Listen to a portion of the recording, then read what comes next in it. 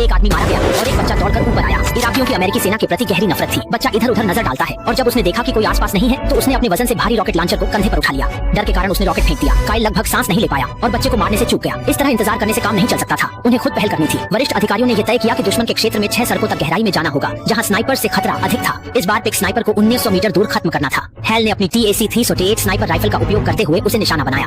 अगर वह निशाना सही बैठता तो यह वाकई चमत्कार होता। उसे विश्वास हो चला था कि छिपा हुआ व्यक्ति वही दुश्मन स्नाइपर था जिसकी उन्हें तलाश थी।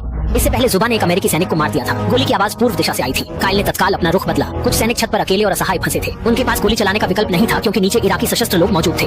त्वरित प्रतिक्रिया दल से मदद मांगी गई लेकिन उनके पहुंचने में 20 मिनट लगने वाले थे। काल के पास इतना समय नहीं था। उसने देखा कि जुबा पहले ही उनके आदमी को निशाना बना चुका था। क्या तुम पुष्टि कर सकते हो कि वही है? वही है। तुम पर है क्रिस। उसे अपने मृत साथियों का बदला लेना था। गहरी सांस लेकर एक गोली चलाई।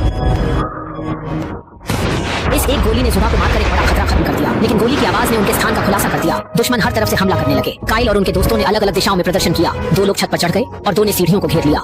इस बीच सशस्त्र लोग उनके विपरीत इमारतों की छतों पर चढ़कर उन पर गोली चलाने लगे।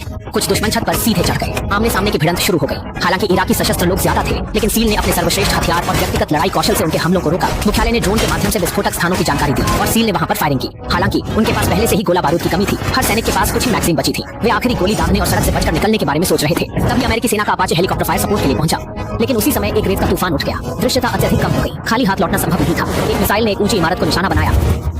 रेत तूफान इतना बढ़ गया कि हाथ को हाथ नहीं दिख रहा था। मुख्यालय ने उन्की वापसी का मार्ग बताया। उन्होंने रेत तूफान का सहारा लेकर एक दूसरे को कवर करते हुए अपनी वापसी की। बिजली के खंभे से फिसलकर वे जल्दी से एक ट्रक में चढ़ गए लेकिन तभी उन्हें पता चला कि एक व्यक्ति गायब है। उन्होंने देखा कि काइल बाहर अभी भी शूटिंग कर रहे थे। अंत में उन्होंने ट्रक पर सवार होकर सुरक्षित वापसी की। इराक के निर्दयी युद्ध क्षेत्र में 4 बार तैनाती ने काइल को युद्ध से थका दिया था।